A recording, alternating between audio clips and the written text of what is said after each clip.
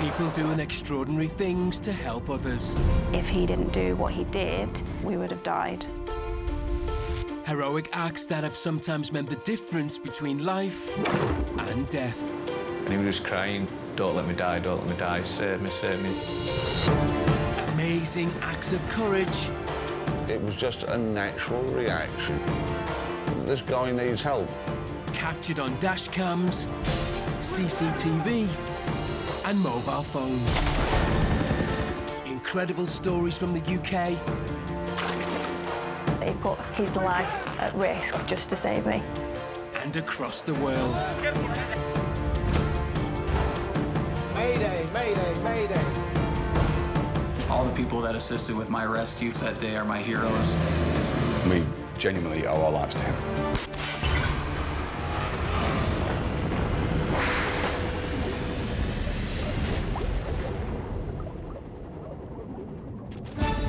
Today on Saved on Camera. In Australia, an experienced bushwalker knows exactly what to do when he gets seriously injured after falling from a waterfall. My leg had been totally snapped at the ankle. So I grabbed my walking poles, started to use them to splint my leg. But he's out there alone.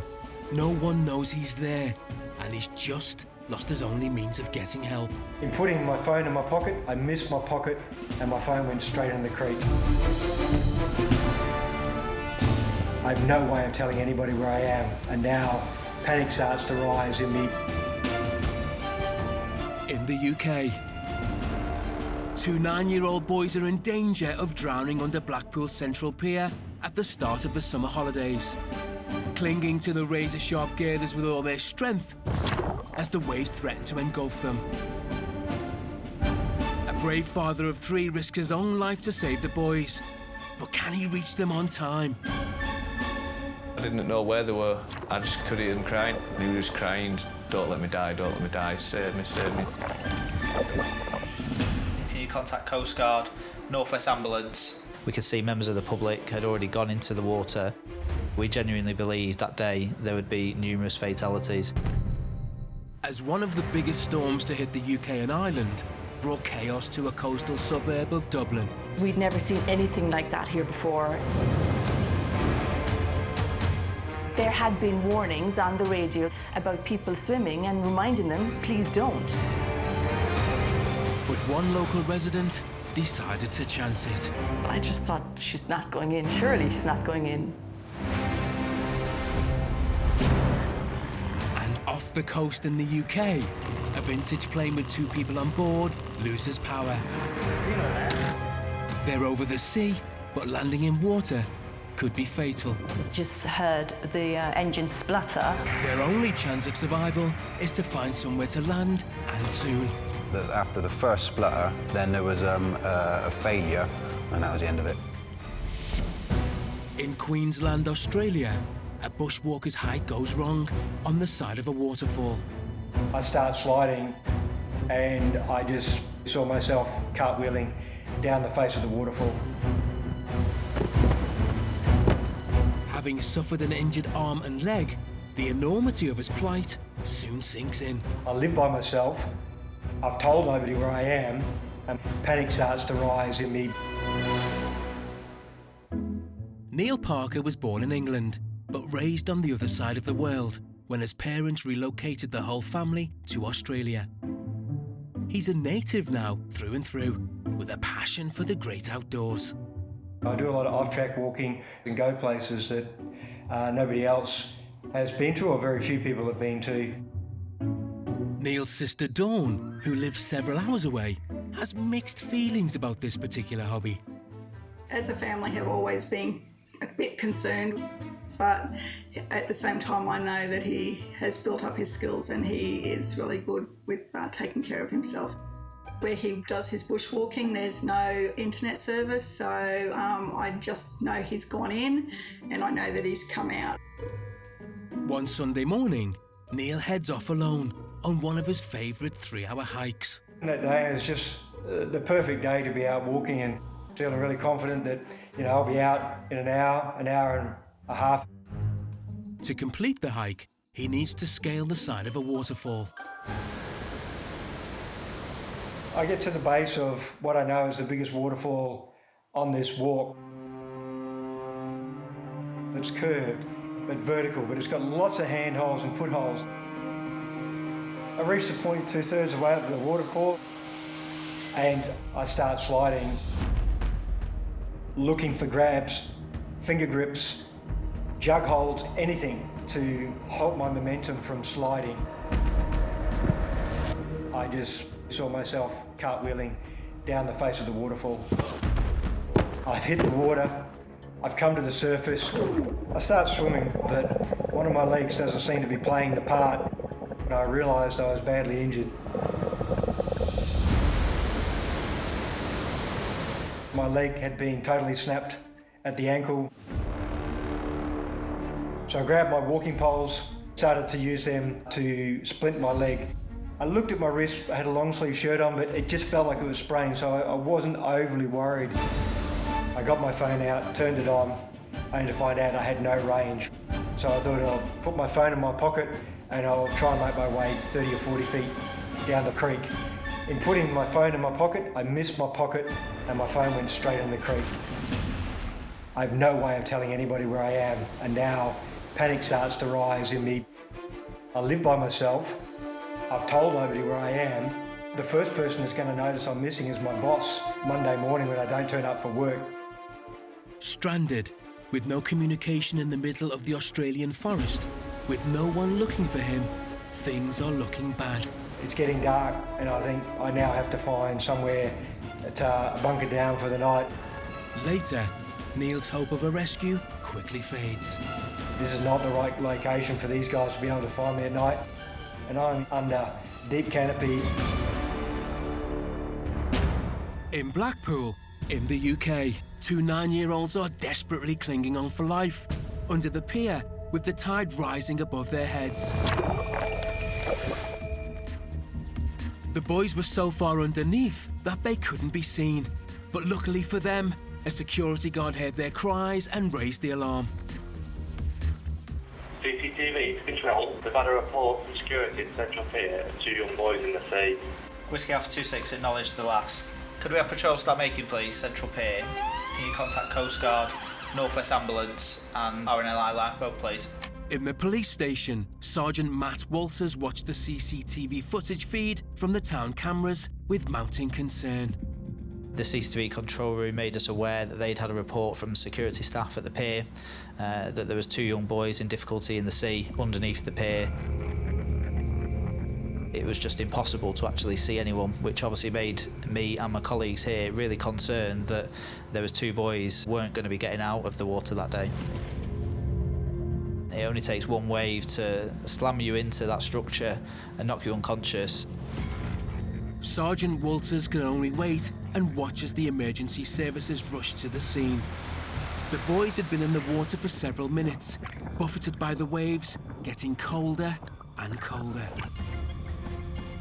One of the people who noticed the unfolding drama was Paul Adams, who was on a day out with his family. It was the security guards what I saw running down the beach at first. I was like, it's a bit strange. Some of our family members are down at the sea. When they came back, they said, oh, there's two boys under the pier, they're stuck. And at this time, one of the security guards had tried going and getting him. He came out and he was just saying it was too rough, he couldn't get to them. I just thought, me being a father as I am, I have to try. Just every now and again you could hear them crying when the waves had died down a little bit. It was something I had to do. Under the pier, the boys were being thrown against the sharp girders as the sea became rougher and rougher. You know, the adults were up to sort of chest and neck height at some points, and the waves were going over them. Yeah, we genuinely believed that day there would be numerous fatalities. After multiple attempts, the security guard had failed to reach the boys. But Paul tried a different approach. I didn't go swimming in like everyone did first. What I did, I walked in and I was bouncing over the waves till the point where I couldn't do it, where I couldn't touch the floor, and then I had to swim. But I stayed back a little bit and then I went again. And just let the waves die down a little bit to go in further and further every time. The Coast Guards were on their way, but still hadn't reached the boys. Paul was getting nearer, but time was quickly running out. I didn't know where they were. I just could hear them crying. And he was just crying, "Don't let me die, don't let me die, save me, save me."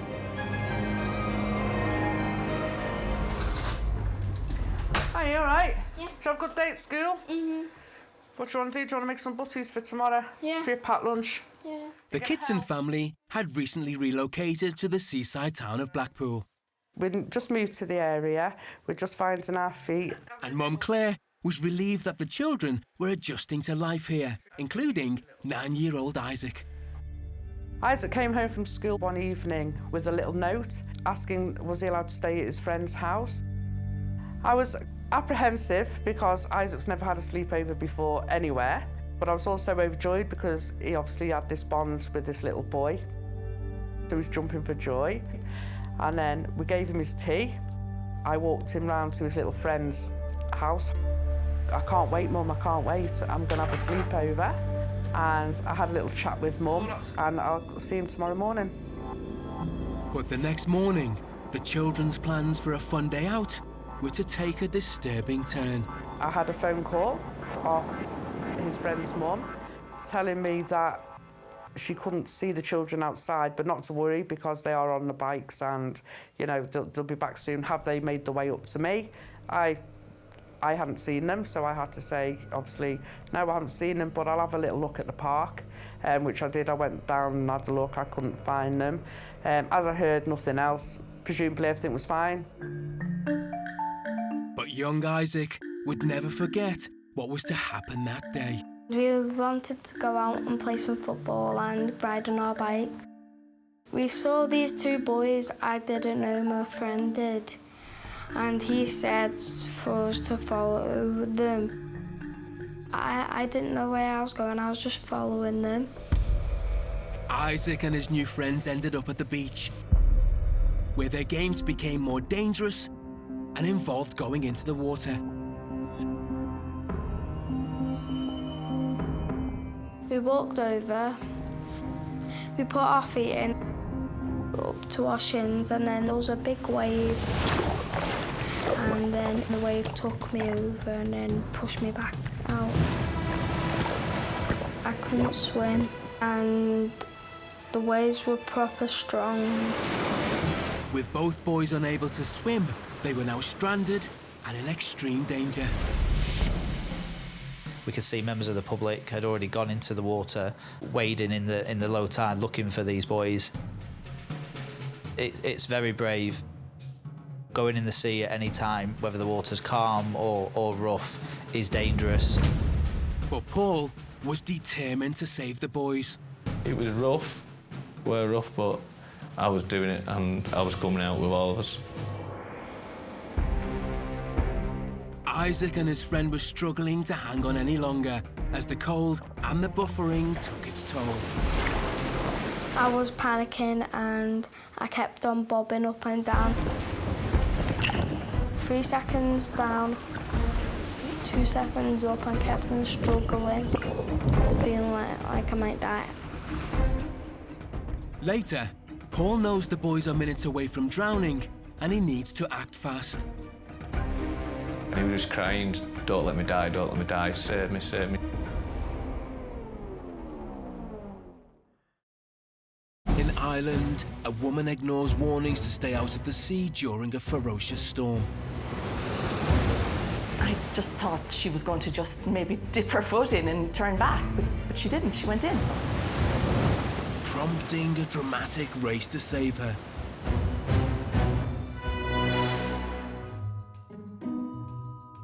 Dublin in Ireland is known for its enchanting coastline, and it's home to Fiona Dunley and her family. I moved back from Manhattan and discovered this area, and thankfully met my lovely husband, and we bought this house and we've raised our children here. They go to the local school. And there's an added bonus to the area. We have the sea. It's just incredible. Every day the colours are different, the sea is different. I just love watching it, just staring at it, swimming in it. I just love it. It's also where Dublin lawyer Philip Lee takes his exercise. I swim every weekend, so I walk down to Sandy Cove. So it's a lovely area to wander with the dogs or with friends. Terribly pretty to look at and it's awe-inspiring. It's lovely. Both ended up involved in a dramatic rescue during one of the UK and Ireland's recent infamous storms. Middle of a storm, beast from the east. We'd never seen anything like that here before. There was no cars on the road. There was nobody out. It was a complete shutdown. We'd had a couple of days indoors, but after about 3 days of that, we'd started to get cabin fever, so I suggested we go for a walk. Not far away, Philip and his family had the same idea. I wandered down with my daughter Lara and my wife Una down to the 40-foot because I am fascinated by the sea. The 40-foot is one of Ireland's most famous outdoor swimming spots. It's a headland in Sandy Cove, County Dublin, and it's attracted swimmers there for 250 years. You will get literally thousands swimming in that same venue, snow or rain or hail.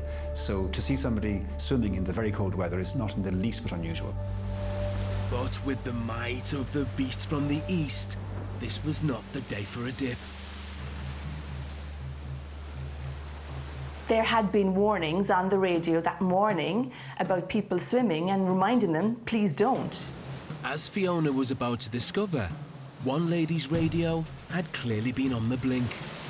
We got as far as the seafront and it was really windy, the sea was crazy, so the kids just wanted to turn back. I decided to go on because I wanted to see, take some photographs, take some videos of the sea. Just out of the corner of my eye, I see a lady starting to walk down towards the water, and I just thought, she's not going in, surely she's not going in. And so I kept filming. By this stage, Philip's walk had taken him down to the same place. I saw a woman in the little harbour. And I suddenly saw her move out to the exit of the harbour. It was obvious, the waves, they were just starting to pull her. And she wasn't strong enough. Anybody in that sea did not have a possibility of survival. It was really scary. That lady was in serious danger. Philip knew he needed to do something. Immediately I go, let's get a life ring and let's get her. If she can hold a life ring, she can be pulled in against any tide. Swimming, once you're in the maelstrom, you don't have a chance. Two other gentlemen actually had a ring in their hands and they were very close to her and they threw the ring to her then. She couldn't grab that ring, so I then threw the ring immediately because time was going to be critical. Luckily, this man took over and he moved so quickly. I threw the ring and the ring landed past her. She was then pulled towards the rope and she grabbed the rope. It was incredible that he was there at that moment. Another gentleman also grabbed the rope that I threw, and we both then pulled the rope until she grabbed the ring. So we steadily pulled her in, and then she came in towards the slip. We then got down to the slip, dropped to her knees, but just make sure she got the last bit and helped her onto the slip. And then she ran, obviously, to get herself warm and dressed. It was an awful thing to witness, but I'm so glad she was okay. And with the woman unharmed, for Philip, who had acted so quickly, recognition for his heroics came later that day. By the time I got home, I then went out for a drink that evening, and total strangers in the pub came up and said, "Oh, are you the person that rescued that woman in the sea?" And I was a bit taken aback by that, but pleasantly taken aback. No one objects to being thanked for doing something.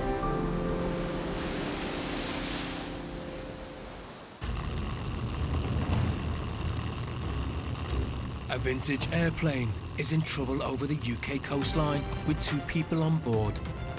The engine has stalled and they're falling out of the sky. The pilot needs to make an emergency landing, but the only option is on a beach full of holidaymakers. So I braced myself and just hoped for the best, but I actually thought, OK, this is where we're going to land. Zach Rocky is a 47-year-old airplane enthusiast from Devon and has been flying planes for 17 years. Passion for flying goes back a very, very long time, since literally before I can remember. It's what I'm about. I love it. I love how they work. I love how they operate. I've got to understand how they operate, aerodynamics, what keeps them in the air, and I always knew I was going to fly. One of Zach's favourite planes is this vintage 1930s French light aircraft. I love the look of it when it's together. It's a head turner. It's a nice machine to be in. It makes you feel quite good about yourself being inside it, in the military colour scheme as well. It's an open cockpit aircraft, and just to be bimbling around over the Devon countryside, looking out the window, counting swimming pools is wonderful. Trudy Spiller is also a vintage aviation enthusiast from Devon and has been flying with Zach for 3 years. I will do any adventure, I will go anywhere and try everything once. Zach normally is quite a wacky, off-the-wall character, full of beans, a joker, just fun to be around. But when he gets into the aeroplane, he's a mature Zach, and you feel safe in his hands, and he's very professional. The pair had made plans to visit a special vintage air show. I'd been invited by Bodmin Airfield. There was an event going on down there, and they were marking the end of World War I. Asked if I'd like to go down. I've known Trudy for quite a while, and I phoned her up and said, it's actually going, the weather looks fantastic, I will be taking it there, would you like to come along? And she said, yes, please, let's go and do it. She hadn't had an open cockpit experience before. She really wanted to have that experience and come along for the day. They set off from their hometown in Branscombe, enjoying the flight in the open cockpit plane. I was never once nervous. A lot of people will say, no, I'm not going up in one of those. But for me, I didn't think like that. The conditions were really good, actually. It was the first sunny bank holiday of the year, and it was incredibly sunny throughout the whole weekend. We got really, really lucky with the weather. So we got the sort of lunchtime and hung out. You literally show off your planes. There are numerous others, other people with them there. And then we thought, nearing 4 o'clock, we thought we'd decide we'd head on back. So, after an enjoyable day at the air show, the pair set off on the flight home. And on a bit of a scenic trip, was gently make our way back and taking the whole Jurassic coastline all the way. It was stunning. It's a beautiful flight home. Everything was well, we were enjoying it. But things take a dramatic turn on the final stretch of the journey. Just heard the engine splutter once and thought, OK, he's just slowing down maybe because we're going to have to go up on an incline soon. I first noticed it, I think, same time as Trudy did, actually. It was around about as we came round the edge of Budley Salterton. I put on more power for the climb out. It didn't do what it was supposed to do. It didn't increase the RPM as I was expecting it to. And then I started to think, though, there's an anomaly here. So I put in full power, and it didn't quite do what I wanted to do, so I backed off of that and just thought it would cruise on. And we did cruise on for a bit of a ways, and then there was a bit of a splutter. Do you know land on the beach? East Coast. And then after that, after the first splutter, then there was a failure, and that was the end of it. Then it cut out completely. It just went silent, and then you're gliding. At that point, I looked back at Zach and said, Zach, in a worried way. He didn't answer. We couldn't talk to each other, obviously. There was nothing I could do to help.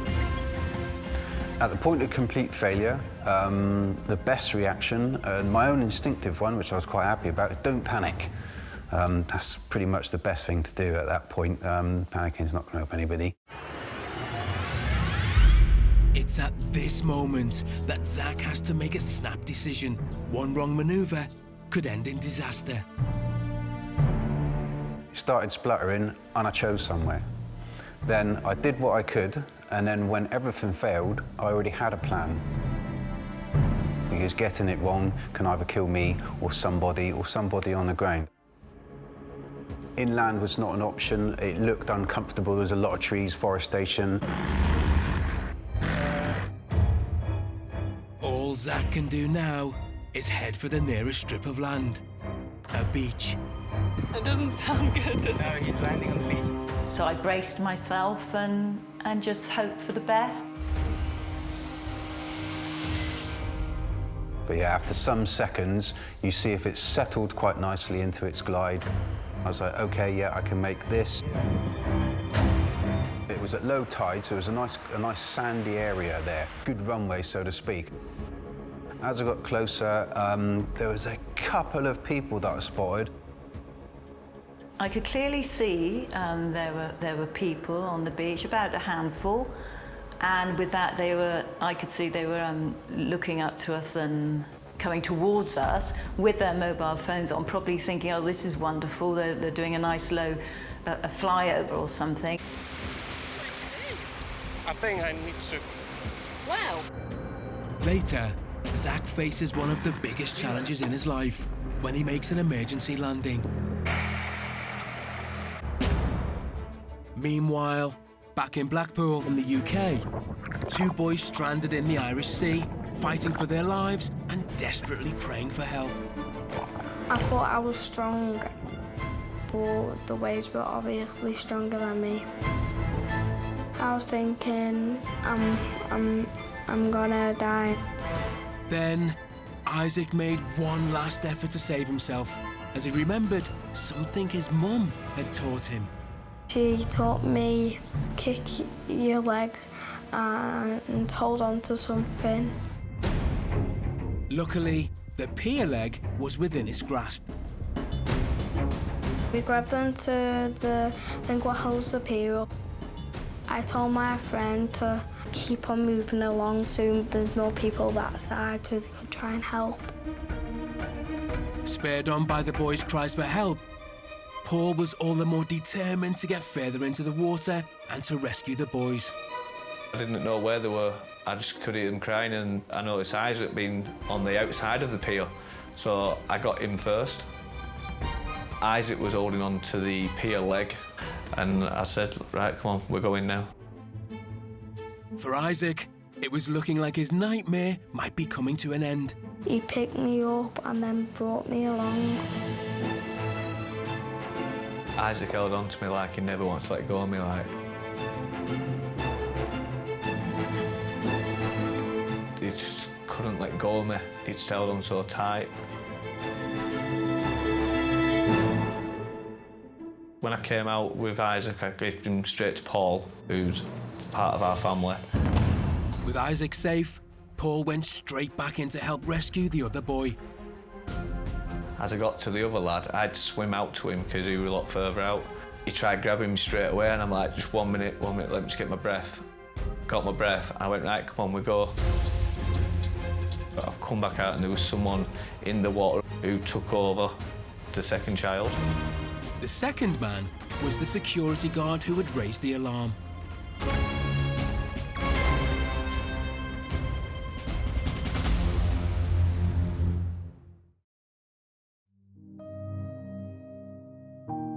The boys had narrowly escaped death because of the bravery of those involved.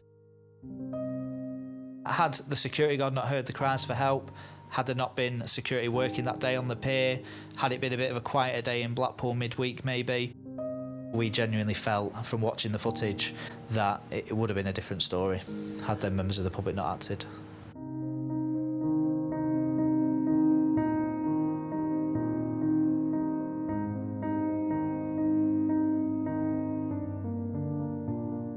We stayed on the beach for a little bit longer, sat there talking about what had happened, and everyone was like, I can't believe you just done that. I'm like, no, neither can I.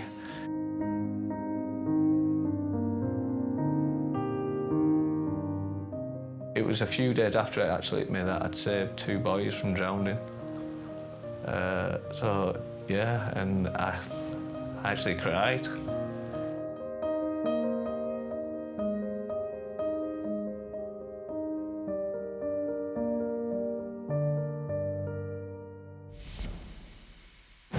In the Australian outback, a bushwalker finds himself in serious trouble after falling from a waterfall. I was badly injured. My leg had been totally snapped at the ankle.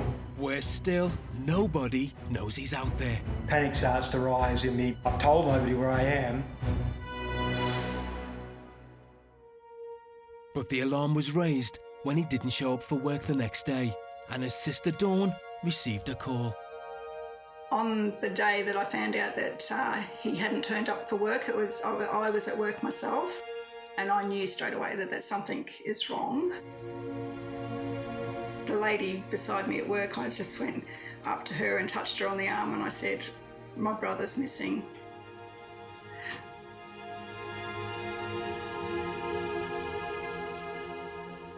She took me to the nearest police station.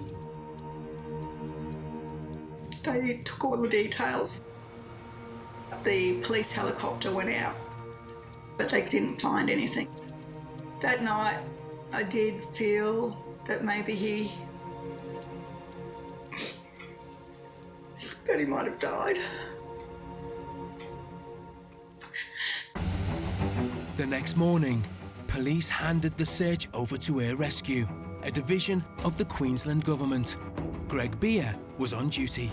He didn't have an emergency locator beacon with him, so we weren't getting any signals. It was really a needle in a haystack. In the outback, Neil knew he would need to play a part in his own rescue. He had already crawled over 3 kilometres of terrain with a broken leg, but he must push on and find a clearing. I dragged myself the last 50 metres across the rocks to the gravel road track. We were 10 minutes from deciding to go back to base and refuel, where our rescue crew officer in the back of the helicopter sighted something. It was Neil, and he had a colourful type jacket, and amazing that we saw him. And he flew straight across overhead, and I thought, hallelujah. Elation, I guess still now, it's still a very teary moment to realise that I've been found and all my effort to get to this location has worked.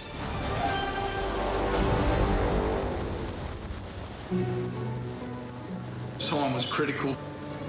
We set up for the winch then. It was quite a tight area to put our guys into.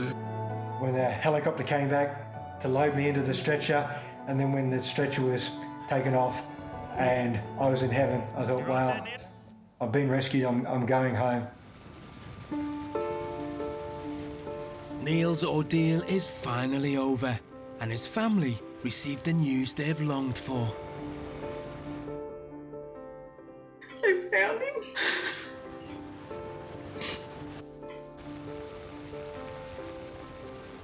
It's such a relief.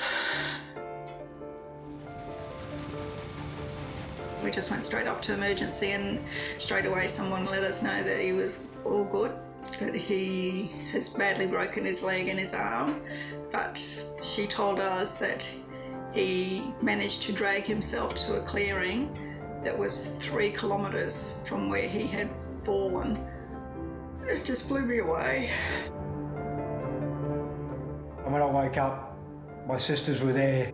It was bloody fantastic to see them and be able to give them all a hug and a kiss and thank them all for being there.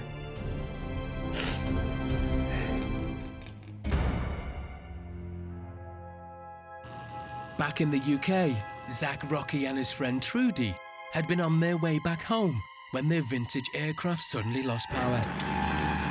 Heard the engine splutter. The time has run out and they can't avoid an emergency landing. Something wrong. People, you better clear the beach. But they're heading towards the beach and a difficult approach. So it was a sudden bang and then boom, boom, boom along some other rocks and the sand. The left wingtip's very, very close to the pebbles, a lot closer than I thought it was going to be. Wow. Touched the left wheel down first because it was a real steep slope, and that really sunk into the stones. It's almost like a quickstones instead of quicksand. I wondered initially whether it was going to grab the wheels and flip us over. Massively adrenaline at that point. And when we'd actually landed, I think that's when it all hit home. What I'd perhaps been through was the enormity of it. I was bizarrely unfazed. And then getting out after, sort of got a bit of jelly legs. I was like, oh my God.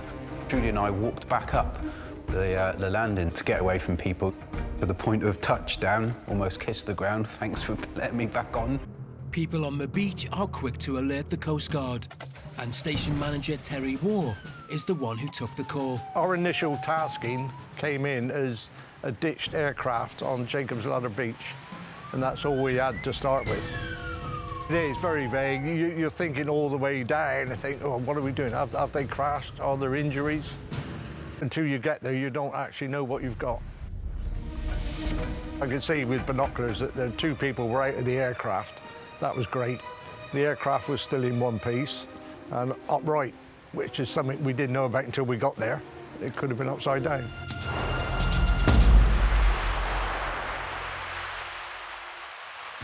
Check that there's no injuries as such. Also checking for shock. The pilot seemed fine, but the passenger was a bit quiet. So we just talked to the passenger, make sure she's okay. If the tide had been in, he wouldn't have been able to get down onto the beach. There wouldn't have been enough room. If it had been midsummer, there would have been too many people on the beach. He wouldn't have come down then. Probably his only option would have been to ditch in the sea.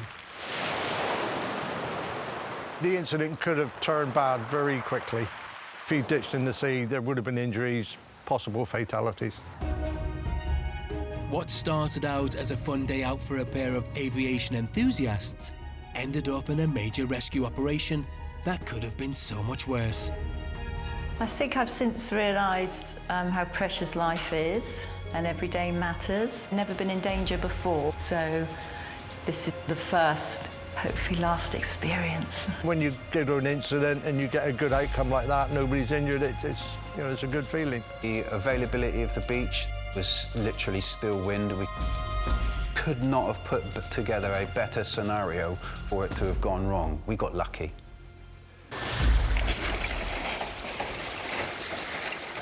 Thankfully, no one was injured, and even the plane survived intact. Today, 6 months after their crash landing, Trudy and Zach meet up with Terry the Coast Guard, who rescued them off the beach. Terry. How are you? Terry, nice to see you again. You too, sir. You too. Remember Trudy? How are you? Yeah.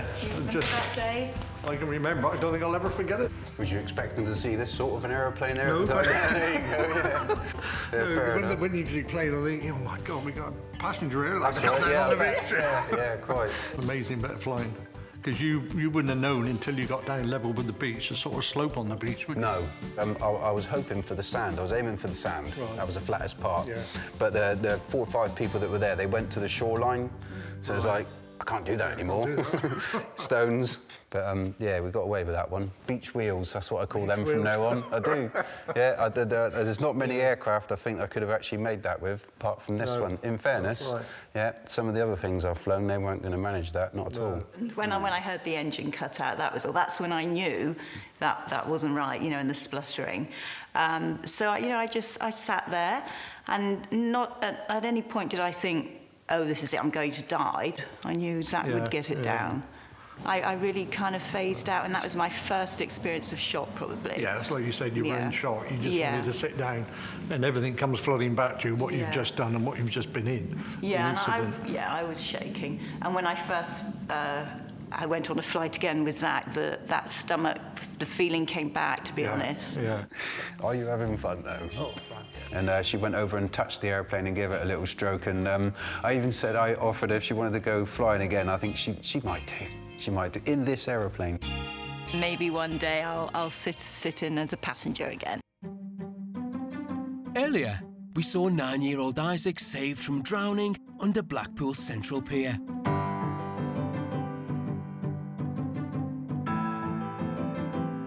Now fully recovered, Isaac and his mum have forged a bond with Paul, the man who carried him to safety. Hey up. Hi, Paul. And they meet up on a regular basis. All right. You good? Yeah. You all right, yeah? Yeah. Good. How are you doing?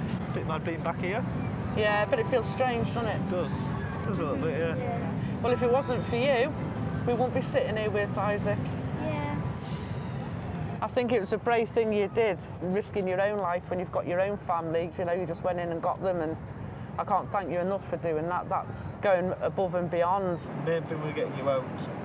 Yeah. I can't sort of comprehend the fear that obviously the children must have been going through, and the relief when they saw you, you know, coming in for them. The sound of the children crying, it was enough to prompt you to go in for them. You could tell they were scared when I got to them. They wouldn't let go, and all they kept saying is, "Don't let me die," and stuff like that. And I weren't planning to.